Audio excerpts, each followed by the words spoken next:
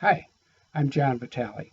I'm the Vice President of the Western New York Rose Society, and we had planned to do a presentation at the Smallwood Garden Club in May.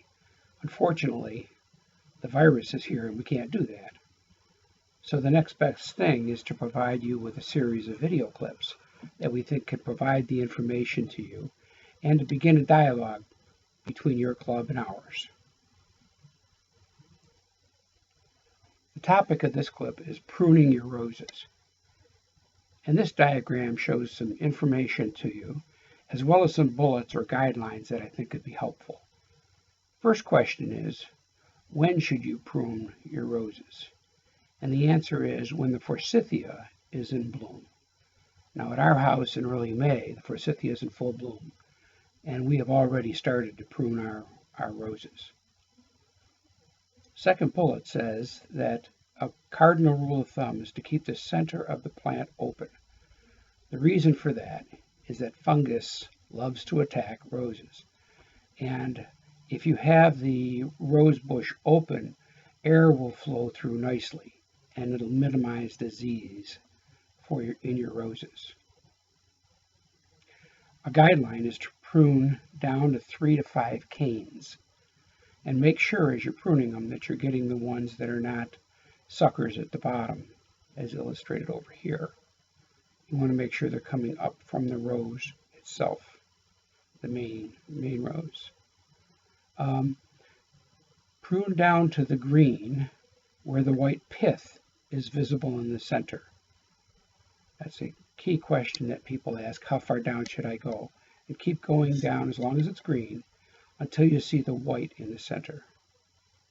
And after you prune, fertilize and put about 2 inches of mulch on your roses.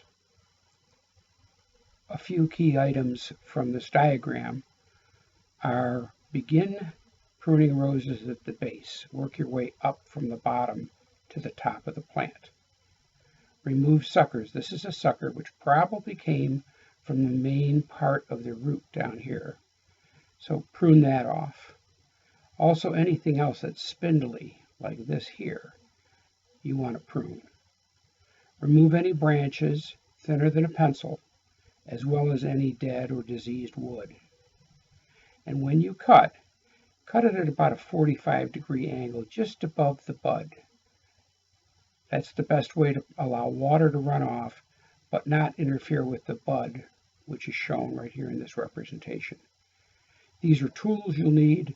You certainly will need gloves, loppers, and clippers. Climbers are a different kind of rose and are pruned differently. The key thing to remember is to the right here. In our area, climbers should only have dead wood and brown tips removed.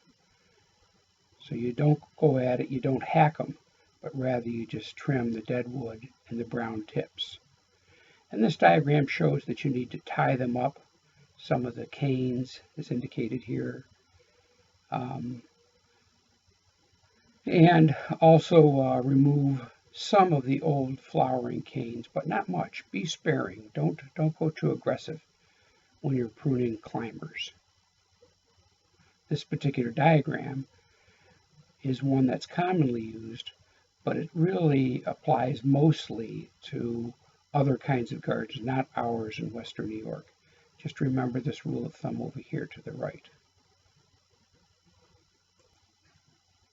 There are other kind of roses as well, and you can generally prune about 1/3 of those back. Old garden roses, like our grandmothers used to have, for example, you can prune those back about 1/3. Shrub roses to the form that you would like them to be. Even the more modern knockout roses can be pruned about 1/3. Cardinal rule of thumb is prune brown and dead wood at this time of year. I'm sure I didn't answer all your questions or provide all the information you need. So our plan is to provide multiple clips and provide some additional handouts and show you where our website has certain information. In addition, we've made arrangements for you to contact our rosarians with specific questions you might have. Those will be detailed in later presentations. Thank you, and I look forward to meeting you at some point when the virus is over.